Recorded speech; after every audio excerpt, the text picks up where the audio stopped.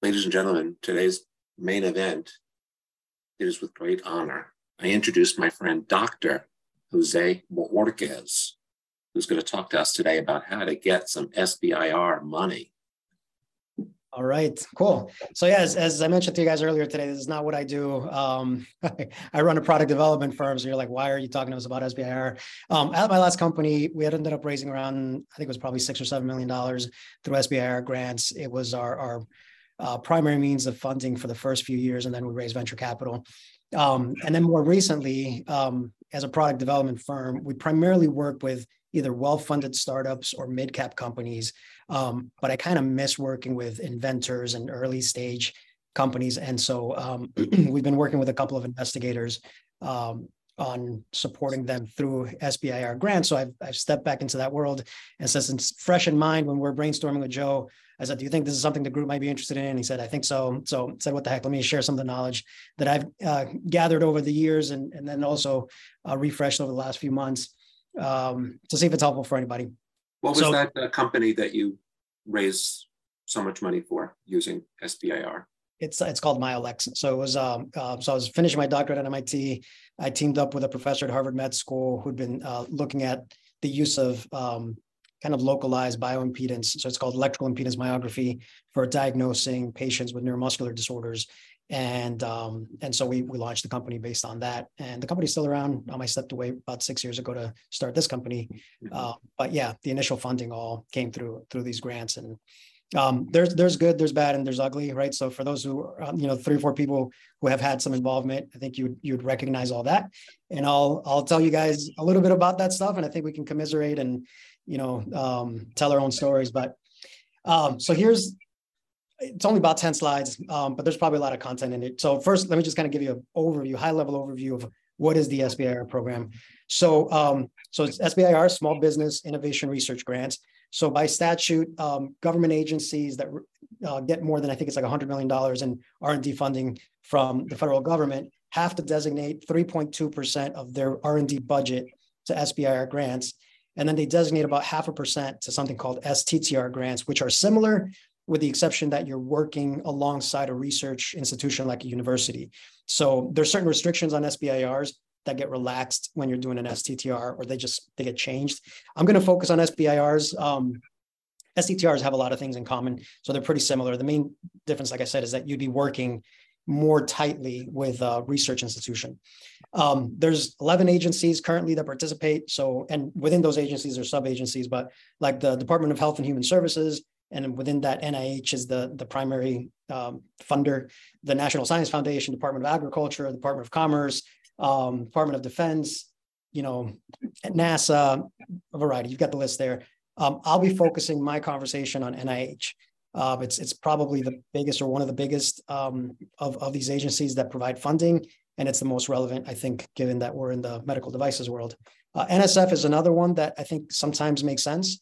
There's some things that I like about NSF. I've also been awarded NSF SBIR grants in the past. Some things I like, some things I don't like.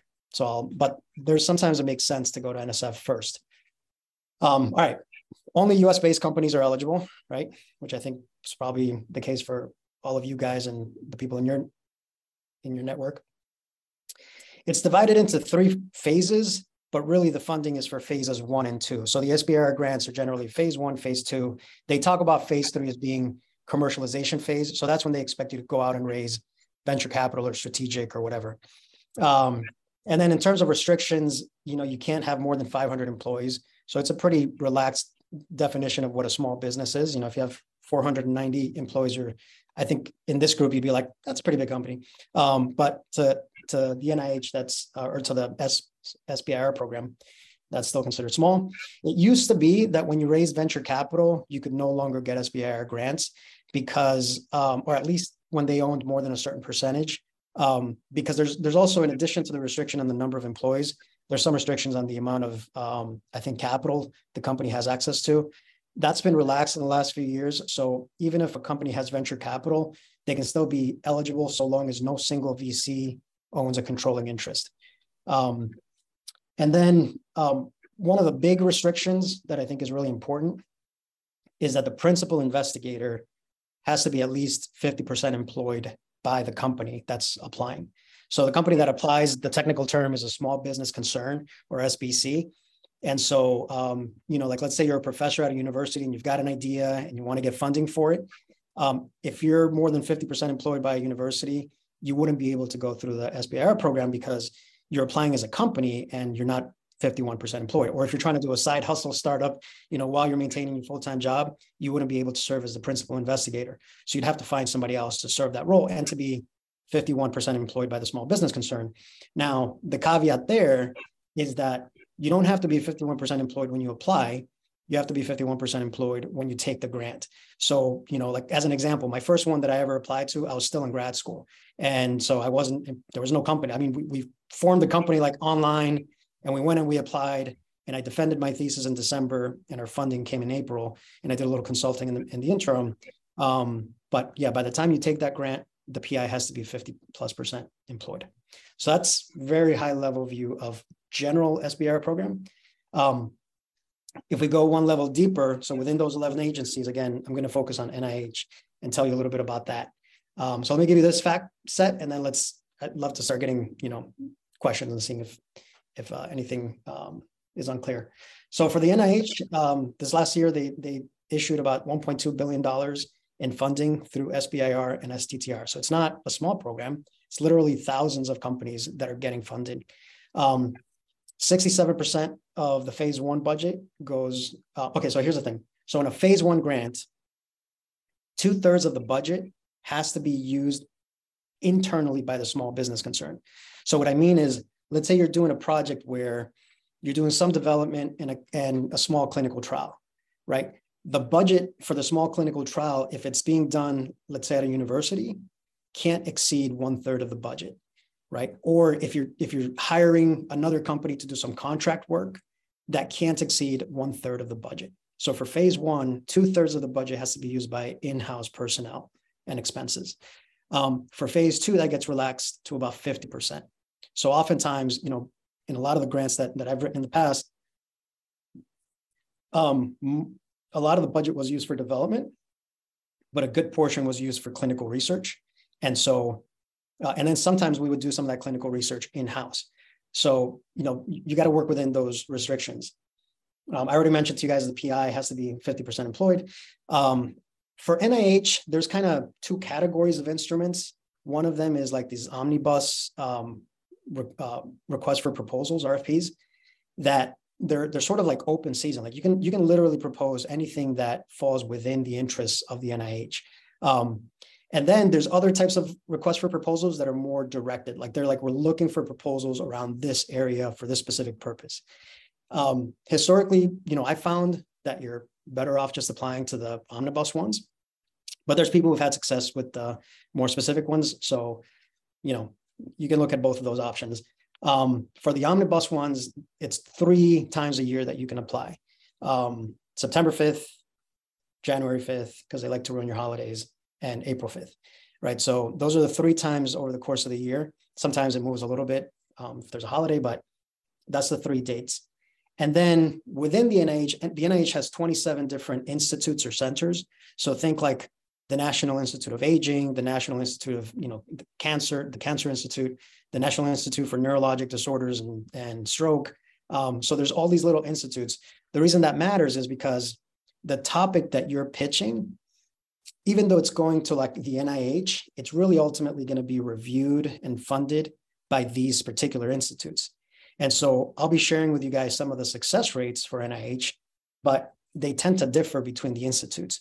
So, there's some institutes where you might have like a 25% success rate for a phase 1, and there's other institutes where it might be like 12% because it's more competitive, or maybe there are smaller budgets. So let me pause there and see if there's any questions so far. I have a question. Mm-hmm. So I'm filling out my form now, and I have applied in the past for phase 1, and when I was an LLC. Now, so my company is called Cartech, and I was Cartech LLC. Now I'm Cartech Corp, and I'm applying for a phase 2. So one of the questions they ask you is, have you ever applied for a grant before for SBIR grant before, but I've never applied as Cartech Corp for a phase 2. So would I say yes or no? That's a good question. And I want to make sure I'm clear that I'm not like an SBIR program officer or associated with it. I'll just give you my experience. You know. Yeah. Well, do you have the same like EIN number? Well, I just had a TIN number. I have the same TIN number, but the EIN I didn't have until I became incorporated. Yeah. I have other people ask them, but yeah, I would think you could probably answer no, but yeah, probably good to run it by the program officer. That's a little more in the weeds than my expertise. Yeah. And do you believe there's an advantage for being a first-time applicant versus trying again?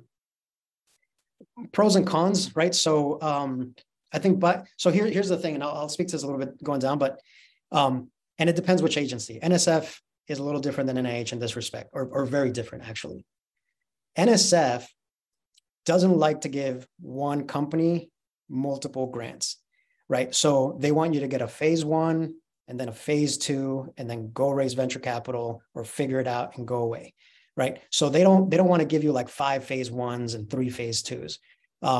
NIH is different. NIH doesn't really care, right? Like they'll give you, like if you have 3 different ideas that are, sufficiently different where they're not funding the same thing, that's fine. You can apply to all 3 of them, same time, different times. It's not a problem. There does come a problem though. Let's say you get 5 or 6 phase 1s and never get a phase 2. Now they start to judge that like against you, right? They want to know that that the quality of the work that you're doing in that phase 1 is sufficient enough to move on to phase 2 and then commercialization. So there's a rule, I can't remember the exact number, but if you've raised more than a certain number or a certain amount of money in phase 1s and you haven't been successful in getting phase 2s, then they start restricting your ability to get more phase 1s. That makes sense. Mm-hmm. Yeah.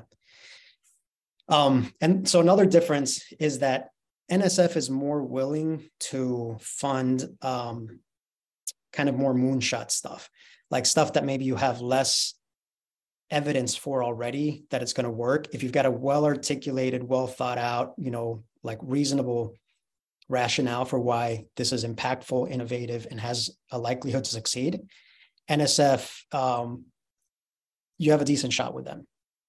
With NIH, they tell you that preliminary data is not required, but you're competing against a lot of people who are including preliminary data, meaning that they've done some level of preliminary work before submitting their proposal that gives them assurance that they're likely to succeed. Sometimes that ends up being like grants in the academic space, right? So maybe they got an R01 grant from the NIH. You got a professor who's involved. He's been doing some research at a very research level. He's gathered some data and now they want to commercialize. That's some of the people you're competing against. So if you come in and you're like, I've got this idea, but you have nothing that you've already done, you're just competing against people who are farther down the line. And so it's harder to get those on the NIH side. I have one more question. Mm-hmm. So what do you think about, there's been a lot of news about artificial intelligence writing papers for college students. I think it's chatai.com or something. Yeah, do you think that's a good opportunity to improve your grant? I don't. I suck at writing. As someone who doesn't suck at writing, I know a guy. Yeah, I've played a little bit with ChatGPT and it is really impressive. And I think it might be able to be like, you might be able to use it as a tool as part of your process if you struggle with certain parts of writing, but I don't think you'd be able to get it to write your proposal for you. Right? I would use it as a tool. I'm planning on kind of going down that way. What do you think, Tom? That's funny. Thank you, Dwayne. I would think that there are plenty of examples online of successful grants that you can find and replace the name of the other company and with the name of yours, and you're 60% done. Then you actually have to, do the work. But at least like the sections and the layout are probably, that's where I would start. I wouldn't. The concept of Chat GPT is simply that it mines everything written on a topic, and I don't know how, but attempts to take the best pieces and parse it together. Jose, you probably have a richer explanation than I about. Yeah, no, I mean, I think it's a cool tool as much as we've played with it. And I do think it's going to have an impact down the line. I haven't looked at it for helping in writing these grants. And the thing is that, and I'll get into it a little bit. I mean, you know this because you've already written one. There's different sections that you're writing in the proposal. And like the innovation section, for example, I mean, you should be coming to this with your own innovation. Like ChatGPT is not going to invent something for you. So you won't be able to use it for that. But maybe when you're trying to provide some of the background information on the problem, you can gather some of that content from ChatGPT. And it's like, you know, whether you're copying and pasting or taking it as a starting point and building on it, you know, I think it is a tool that we're going to be contending with. Yeah. And yeah, somebody, so I guess that Suresh wrote that there are consultants who can write grants for the company. There are. And so you're saying, I found one who charges 3% and NIH pays them 7%. Is that right? I've never heard of NIH paying anybody anything to help you write a grant, but there are companies out there who will support the writing process. And frankly, I think there's some that are good and it's worth involving them. They're not going to write it for you. They can't, right? Like they're not. It's a specialty like anything else. It very much is. What I've seen is there's companies who do something like they'll charge you a relatively nominal fee for a phase one, let's say a couple $1,000s. And then if you get it, they get a percentage of it. I don't know that I included it in here, but in the budgeting for NIH grants, I should have included this. There's like the direct, so there's different categories in the budget. There's direct labor, right? So there's the employees and how much you're going to be paying them. Then there's overhead for them or fringe. So that's to cover like their health insurance and those sorts of things. Then there's indirect rates that are allowed. So think of like rent for your office and the equipment and your lab and that sort of thing. And then there's a fee. So the maximum you can charge on that fee is 7%. And that 7% you can use for whatever you want. But the bulk of it, you cannot use for whatever you want. You can use for like, there's certain unallowable things. For example, you can't pay for patent prosecution at all from the 93%. Or what, 94%, let's say, works out to, but you can't pay for patent prosecution. You can't pay for marketing. You can't pay for anything related to sales or anything like that. But you can use some of that general and administrative or facilities and administrative to pay your rent, to pay your administrative staff, those sorts of things. So oftentimes what some of these grant writing groups will do is they'll charge you a percentage that they know falls into that 7%, because you also can't use the general and administrative to pay a grant writer. But you can use that 7%. You've got some flexibility there. Dwayne, you want to share with the group what you've said? Oh, yeah. I just sent a group that does that over, Superior Medical Experts. Her name's Ashley Mooneyham. She's pretty good. You've worked with her? A couple of our clients have had success, actually. I forget the model, Jose, that she uses to get paid. But something with success. So, she only gets paid if you win the grant, but I don't know how that waterfall actually happens legally and whatnot. Yeah, I did a podcast episode with her. And so I just dropped that in there too, but her LinkedIn and the website's there. Thank you. Yeah. I'll just add a comment too. There have been other people that have paid for it. So we had a program in Minnesota, this is probably almost 10 years ago now, where the local Minnesota government was paying my consulting firm to write the marketing portion of, I think, phase 2 for small companies to help increase the odds. So that was through the Department of Economic and Employment Development here in Minnesota. That's a great point, Ross. And so, I discounted sort of like, I haven't seen NIH pay for this stuff, but you're right. So oftentimes local governments will have programs. Also, oftentimes universities will have programs, right? So let's say you're partnering with an academic, I don't know, let's say it's UNC or whatever, like University of Florida might have a program to support academics commercializing their innovation. And oftentimes it includes something like that, like providing for them connections and paying for people who will support them in the grant writing. I'll tell you, I think it's worthwhile, especially if it's your first grant and you think you might do multiple ones. There's a lot of little details, as Alyssa mentioned it earlier, and I'll go through like kind of a checklist of all the different things you need to do. If you've never done it, it's overwhelming. Once you've done it once or twice, it becomes more rote, right? Like it's not, you're not figuring it out. And it's like 90% of the effort is figuring it out, 10% of the effort is doing it. So like once you figured it out, it becomes a lot more manageable. So paying somebody a few $1,000s to help you, so you're not having to figure it all out, I think is definitely worthwhile, especially for your first one. Wow. Okay. Everyone in the chat, a lot of suggestions are coming out. If Sue and Elizabeth, you just want to take the mic and tell us your experience with these folks. So Life Sciences Washington offers an assistance program. They mentor people who are in Washington State. So I'm sorry for the ones who are further afield, but there's probably some, Ross, I think what you were describing was a sort of state specific support. But anyways, they do a boot camp and someone will actually help look at your grant if you like. And then the NIH actually offers some YouTubes that they just do that about doing the different sections of the grant. So that might be helpful.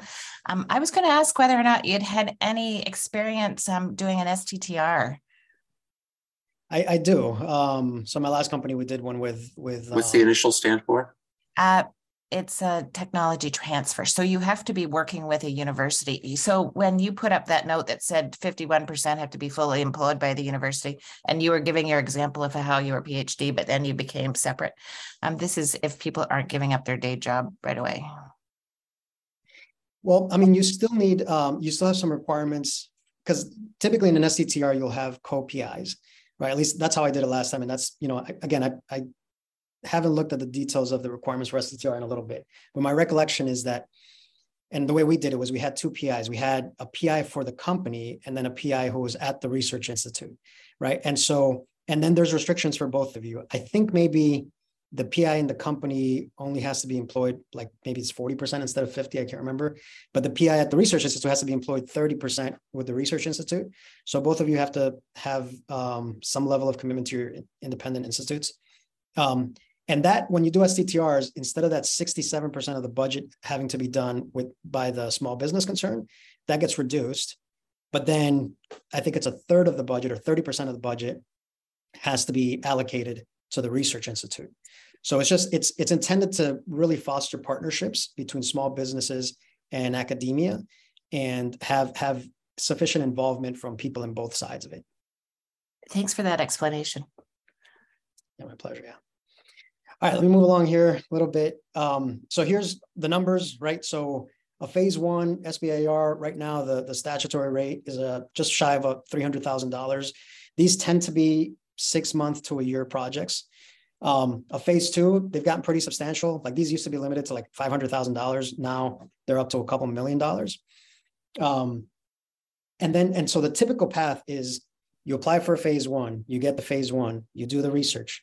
You apply for phase two, you get the phase two, you do that research, you go raise venture capital or whatever, and you go launch your product. That's sort of like the envisioned original plan. Over time, they developed 2 additional paths. So one of them is called the fast track. So in a fast track, you simultaneously apply for the phase one and the phase two.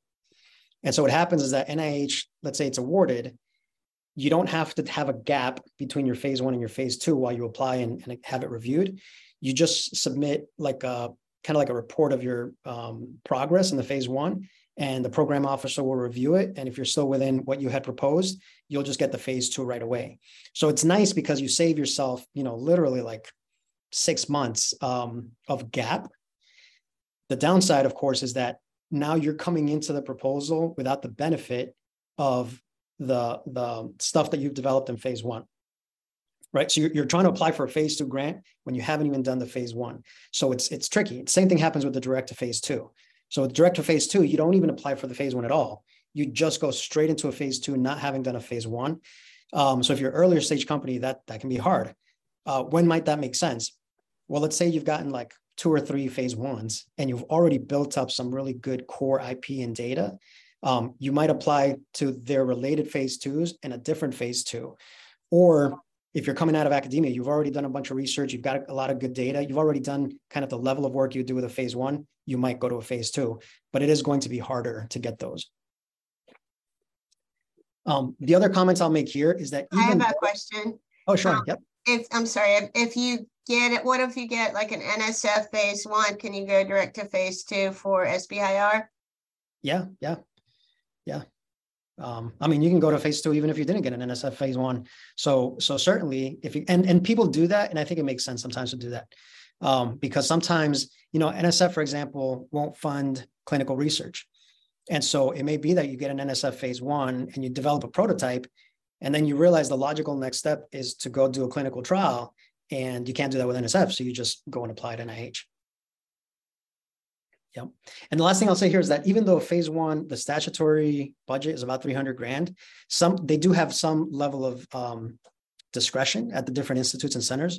So some institutes set their phase 1 budget max at 450, so, you can still get a sizable amount of money in a phase 1 SBIR, depending on which institute. And so you would look at the particular institute and see what their guidance provides for that. I just wanted to point out that there is one more kind of option in between phase 1 and phase 2, and that's the TABA assessment. And I can't remember what TABA stands for, but I was on the assessment committee to do the regulatory assessments for a year. And you basically win a free commercialization analysis plan from experts in like probably 6 to 10 different specialties, like regulatory, reimbursement, patents, it's a whole variety of things. It is just quick snapshots, but the NIH pays for it. And so it's free to you. And if you get the plan and you can like show them that you have incorporated like maybe some of the thoughts or recommendations, it sets you up to be better recognized for your phase 2. Yeah, that's a great point, Michelle. And there are other programs too from the Small Business Administration that can be helpful. So another example of that is the I-Corps program. So what they do, and you can do that even if you haven't had a phase 1, and it's kind of a good idea to do before you do a phase 1. What they do is almost like train you. They provide training on how to do primary market research. So, if you consider a lot of people who apply for these NIH grants don't come out of the business world. They tend to be more scientific, have a scientific background. And sometimes like they've never gone and talked to potential customers, right? They have an idea and they just go with it. And part of what NSF has tried to do is say, look, you need to go figure out, is there a market for this? Who are your users? What's important to them? Like understand that market better. And this I-Corps program is for that purpose. So they provide a little bit of funding. They provide some good training and mentors. And they really encourage you to get out there and talk to potential customers. And that's also helpful then if you apply for either phase 1 and phase 2, to be able to point to that, both the learnings and just the fact that you went through that program, it helps. All right, let me get, sorry about that. So just moving on, what do the success rates look like for this, right? So from the NIH, phase 1, like just to give you an example, in 2022, about 3,000 companies applied for phase 1 grants. 457 of them were awarded. So the success rate was about 15% in total for phase 1 SBIRs. So it's not like, if you've applied to these and not gotten them, don't feel bad. Like it's tough to get, right? I mean, it is free money. Like this isn't a loan. They don't take equity. Like they give you this grant and you get to use the money to build, IP value. So you would expect that it's competitive.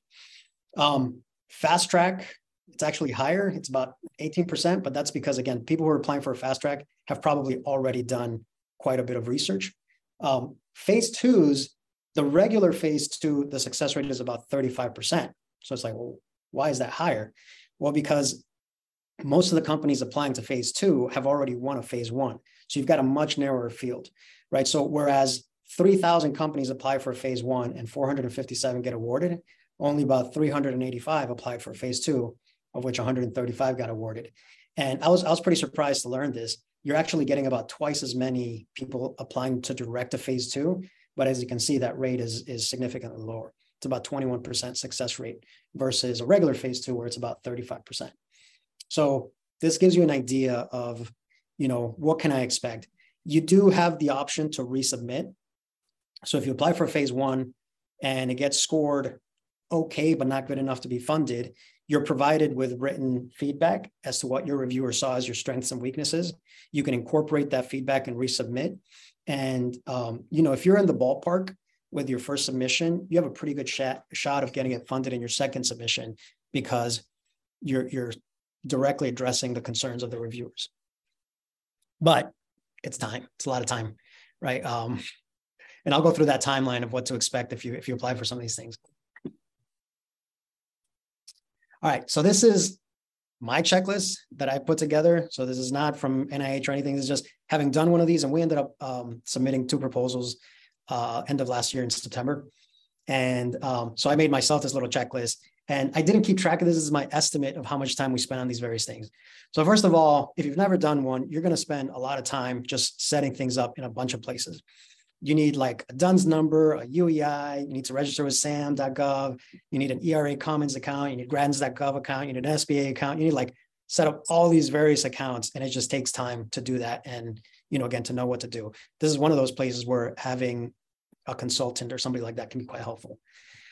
Beyond that, for a specific grant, the heart of the grant is the specific aims and the research strategy. And it's pretty short. Like your specific aims is 1 page, and then your research strategy is 6 pages for phase 1. For phase 2, that goes to 1 page for specific aims, and I think it's 11 or 12 pages for the research strategy. I haven't done one of those in a while. So, phase 1, you're trying to put a lot of information into 6-7 pages worth of content. So I would say that in terms of the actual proposal writing, that's going to be the bulk of your effort. I would say, in the past when I've done these, I've spent probably around, I don't know, 3 to 6 hours on the specific aims, just as you go through it multiple times and iterate and edit and talk about it and whatever. And then the research strategy, for us, maybe 20 hours worth of effort to write one of these. Some people, it might take them longer because it's the first time or they don't like writing as much. I find that, over the course of 5 or 6 weeks, writing a few hours a week, you can get it done. Then you need a project summary. So it's just like summarizing what your proposal into about a paragraph, and then a project narrative, which is taking that paragraph and bringing it down to like 2 or 3 sentences. So that's pretty quick to do. That's more just writing than anything. The human studies protocol and supporting documents is also a lot of work. So if you're including human studies or clinical research in this, there's a lot of documentation you have to put in place. The good news is that it's essentially a documentation you would submit to an IRB to get your study approved. So you're doing a lot of work now, but it's saving you work down the line when you go to submit an IRB application. And then there's a bunch of other stuff, your references, facilities and other resources. You're telling them like, what's your office space like? What is, what kind of lab equipment do you have? Like, what do you have access to? Your equipment, your biosketches. So that's like NIH's fancy term for a resume. And they're very specific about the format that you have to use, right? So they give you a template and you kind of paint by numbers on the template, but they want to see what kind of research publications do you have? What kind of experience do you have that lines up with this particular proposal? So it used to be that you could put in all of your publications. So you have academics who have like 150 papers and they would put them all in there. And NIH got tired of that. So now they limit you. They're like, okay, give me the 5 papers you've written that align best with this proposal, right? And then maybe give me like 3 or 4 areas where you had a significant impact in your research, and what are the papers that align to that. So they become more prescriptive in terms of what you provide. Then there's your budget and budget justification. So you give them like the numbers, and then it's like justifying those numbers. And then let's see, section of human studies, inclusion of women and minorities. The rest of these are mostly forms that you fill out. But then another really important one is your letters of support. Right. So what they want to see is, if you're citing a consultant that's going to be consulting for you, they want a letter from that consulting saying that they plan to consult from you. If you're developing a device, let's say for people with Alzheimer's, you might want to get a letter of support from like the head of the Alzheimer's, association in the US, or, some key opinion leader in that space, somebody who's like, yeah, we've looked at this. This is a real problem. This solution sounds like it can be really impactful. We support this. So you want to include some of those letters of support. Usually, I would say it's probably like 2 or 3 from market validating people. And then for whoever you're listing as an important consultant, you want to have them provide a letter of support as well. All right, that's a lot of stuff. Let me pause. Any questions on any of this stuff? I think you've stunned them. I know. They're stunned all and numb. bored. They're all bored half to sleep. They're like, I don't want to do this anymore. I have a question. So it's 6 pages for your summary research strategy. Is that correct? Right. Yep. Yeah, and I'm going to talk to you a little bit about the criteria they use as well. And in my experience with that, I've actually been on a panel years ago, and so I ended up getting some experience on the other side of this. So I can give you some insights from that as well. This is a little Gantt chart that I've put together. As I mentioned, this isn't what we typically do as a company, but we've ended up working with a couple of clinical investigators and submitting a couple of these. And I always like to plan out when we're doing what. I'd like to give myself 10 to 12 weeks to do these because I'm busy, right? I got a lot of stuff going on. I'm not going to be able to dedicate 20 hours in a week. So I break it up. So, the way I look at it is for January 5th submission, I start working on it in mid-October. For the April 5th submission, I would start working on it around mid-January. Give yourself time. Couple weeks to have some brainstorming sessions around what are the 3 or 4 specific aims that you're going to pitch, right? So it might be like, specific aim 1 is to build this prototype. Specific aim 2 is to develop these algorithms. Specific aim 3 is to do a proof of concept human study to validate that the device works and the algorithms work. The primary objective of your phase 1 SBIR is to prove out the concept enough to be able to successfully apply for an SBIR phase 2. So what is it that you're doing in this phase 1 that's going to set you up for that? So a couple of weeks to do the specific aims, about a week doing an outline of how your research strategy is going to be set up. Give yourself like 3 weeks to write the actual research strategy. And then there's, by the end of this, you're spending a few weeks just merging, if like in my case, I wrote one of these with a clinical researcher at UNC. So she was writing a lot of the clinical stuff. We were writing some of the technical stuff. So it took a couple of weeks just to put it all together, edit it, make sure it flowed well. And putting together your ancillary documents, your facilities, your equipment documentation, your letters of support. You want to start your letters of support early, right? Because you're asking busy people to do something for you. My recommendation. Yes, one sir. Busy person is Michelle Lott. She may have to jump off. Michelle, what did you just say, or did I lose you already? Oh, sorry. She may have already jumped off. Well, I'll read then for what she said. She said, let me know if I can help any of you with a letter of intent for regulatory support. Yeah, it's a great one that you might include. All right. And one big difference between phase 2 and phase 1 is that in phase 2, you have to include a commercialization plan. And it's about as much work as a research strategy, right? It's like I think it's also 12 pages. And so it's like an old school business plan, right? What's the market opportunity? Who's your target audience? What's your pricing going to be? What's the market size? What's your, launch strategy? Like they want to know that you've got a true business case for, and that you know what you're doing for commercializing this technology. So you don't have to include that in your phase 1. In your phase 1, you'd be well served by including like a paragraph where you just say, look, there's 1,000 patients that have, or 50,000 patients that have this condition. This is what the pricing model would be. Here's your total addressable market, that, something like that. Here's maybe some competitive companies out there. All right. Let's give you an idea of the timeline. So let's say you submitted a proposal around the 5th of September.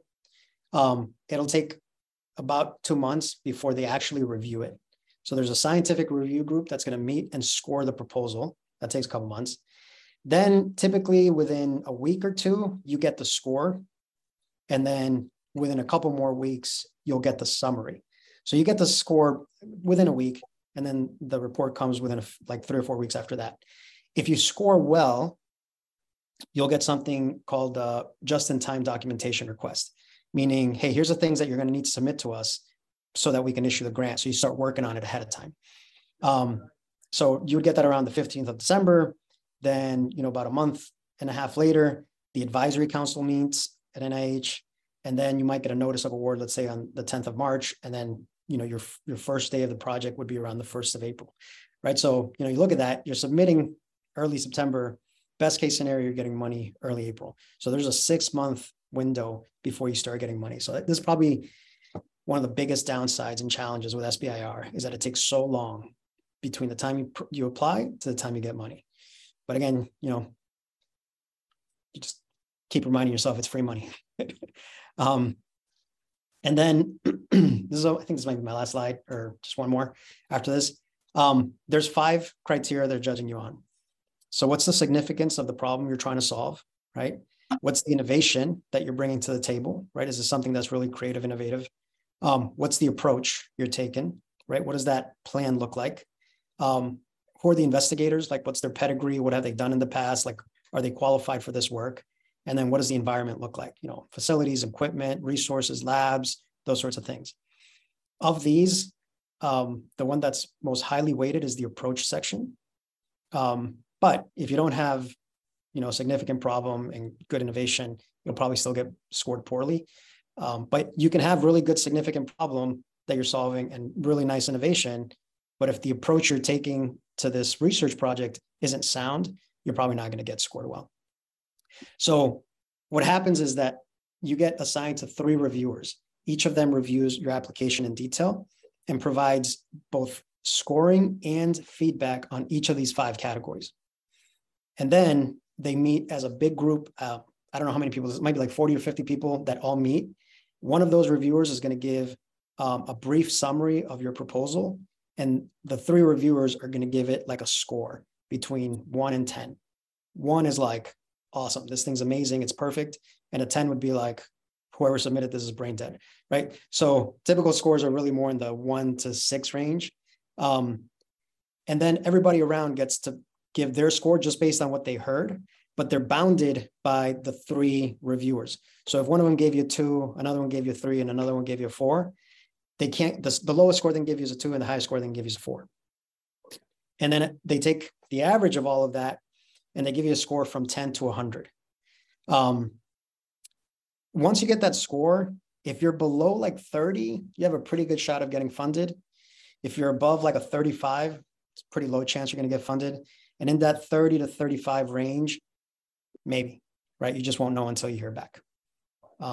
So that's the gist of how that process goes, of you being judged and then learning about whether you got it or not. And then, all right, so here's my last slide on this. A single company can apply to multiple grants, right? You're not restricted to one phase 1, one phase 2, one phase 3. You know, there are companies out there actually that people refer to as SBIR milling companies, meaning like they have a team of grant writers and their business model is to get SBIR grants. NSF like hates those companies. NIH, DOD doesn't care. It's fine. Like, so anyway, but you can apply, like, even if you're not an SBIR milling company, you might be able to apply to a couple different grants. Yeah, I mentioned this earlier. If you get a few phase 1 awards and you don't get any phase 2s, after a while, they'll just kind of block you. You can't get funding from 2 awards to do the same work. That's like actually illegal. You can get in a lot of trouble. So if you apply to NSF and NIH for essentially the same work and they both get awarded, you have to turn one down. So what you want to do if you want to apply to both of them is don't apply for the same work, right? They might be in the same field, but it's like this would fund this stuff and this would fund this stuff. That way, if they both get awarded, you would inform each of them that you got it and tell them why they're not overlapping. It is free money, right? No equity, no debt, but it's slow. So, you know, you might be able to get $3 to $10 million in funding over the course of 3 to 6 years, but it's, 3 to 6 years. I mean, for some companies, if you've got great innovation, a great team, a big market, you might be able to go raise $10 million of venture capital right off the bat. But there are a lot of people who can't. So this is another great instrument. It helps to have PhDs and MDs among the key personnel, maybe even the principal investigator. And then my last point I mentioned earlier, you don't absolutely need preliminary data, but you kind of do. Like for NIH, it's really helpful if you have preliminary data of some sort. All right. Sorry that took so long. It's already 11:58, but I think there's a couple questions. Maren, I think you got a question. Well, more of a comment. I know you said it's free money, but the times I've worked with companies that had SBIR grants, I was amazed at the number of procedural requirements that they had. So if you look at the requirements, you need to have a procedure for supplier management, which you need, but you also have to have provisions around women-owned and minority-owned companies and basically all of the government sourcing criteria with it. So there's a cost also to be aware of with possibly procedural updates even after you get the grant. Yeah, and on top of that, your accounting system needs to be properly set up. Right. So you've got accounting and you've got periodic reporting, and so there's an administrative cost that comes with the grants also. There is. Now, with that said, there are CPA firms that specialize in this, and so like in the past, I used a company called Jameson CPA. I think they're probably the #1 grant type of accounting, And, what you're looking at is you're probably going to be paying, I don't know, $30,000 a year for them to manage your accounting system, but you probably are spending money on accounting regardless. They'll just set up your chart of accounts. They'll generate all the reports you need, all that kind of stuff. So you don't have to waste too much time on it. And, if you end up getting $3 million worth of grants and you invested $30,000 a year and you're accounting for that, probably pays off, So there are, for sure. It's not, this is not something I recommend to everybody. It's a lot of work. They're hard to get. There's a pain in the ass. There's timeline issues, but it might be the right path for you.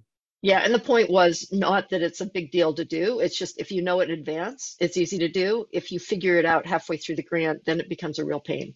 Yeah. So understanding that information up front, and I thought this was tremendously helpful, is really great. I'll add that when you are applying for a grant, you are persuading someone. You're telling a story. And if you'll indulge my anecdote, a friend was applying for a grant for a mental health research study. And I read it and it began, we are going to, do this for perinatal mothers and their families, and we strive to this and we strive to that. And I was like, oh my God, I don't want to read this. So I rewrote it and I said something like, imagine being pregnant, alone, and scared. And, your husband has left you, you can't meet, all this stuff. And she alone won the $30,000 that was for the community. She took it all because we made the folks feel. So I would say don't underestimate the value of a good grant writer, but also when your grant writer is done, then have a marketer look it over and rewrite it a little bit, because I'm sure that you can pound it with facts and figures and statistics, but if you don't feel, then it's just a lot of words. If and same thing for websites. If you say, we are proud to, I don't care, you're proud to. Tell me about me. I love hearing about me. That actually was not only anecdotal, but very personal. Here we are. That's what I think on the grant side, you do, maybe the one counterpoint to that, Joe, is that you have to be a little careful because the reviewers are scientists who actually sometimes get turned off by that kind of talk. Like, you got to know your audience here. And so you almost have to be able to sneak in an emotional factor in a very covert way. Fair enough. Yes. Mine was decidedly a different audience. But still, you're scientists, and I don't know a lot of them personally, but I think they're still humans, right? You know better than I, so you can advise on that. Yeah. I have a question. Sure. Susie. So you mentioned that the commercialization is 12 pages. Is that correct? That's my recollection. Don't okay, quote me. I'll check on that. Yeah. My question is, can you manufacture outside the country, not including China? Like in Mexico, could I manufacture in Mexico? So the grant money has to be used in the US. Like they don't allow actually like offshore vendors or contractors or anything like that. But the thing that you're saying in your commercialization plan is what you plan to do down the line with other dollars, like not the NIH's dollars. That's fine. Like, I mean, you so long as there's a good reason for doing it somewhere else or whatever, you're not using their dollars for it. Well, we're building a facility in Tijuana for mass manufacturing, and I saw that they wanted to know if we are manufacturing in the U.S. But the company that I'm working with is a U.S.-based company, so you're just going to be able to use the dollars for that. I mean, and look, I think if your story is that somehow you're manufacturing in the U.S., it's probably helpful, right? But at least from a statutory point, they can't tell you that in your phase 3, when you're using an investor's money, that you have to manufacture in the US. That's not a restriction. Alessa, before you speak, Suresh, I've invited you to become a panelist if you want to ask your question personally. Alessa.